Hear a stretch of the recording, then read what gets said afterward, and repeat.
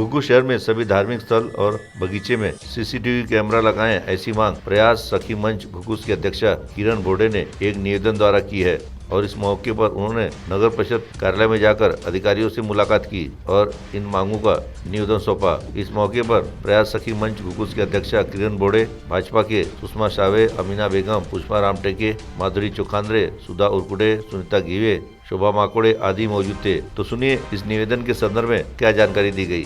घुघू शहरामध्ये पालकमंत्री सुधीरभाऊ मुनगंटीवार यांच्या माध्यमातून आणि देवरावदादा भोंगळे यांच्या पाठपुराव्यातून 10 बगीच्यांची निर्मिती करण्यात आली आणि घुघू शहरामध्ये विविध धार्मिक स्थळे सुद्धा आहे आणि आपल्या भारतीय संस्कृतीमध्ये धार्मिक स्थळांना खूप महत्त्व आहे।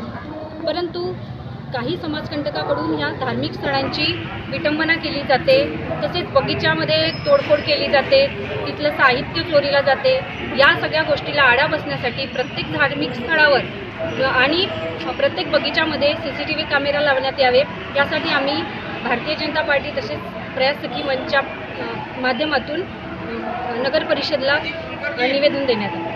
CTV के लिए हमारे प्रतिनिधि संतोष यादव की रिपोर्ट।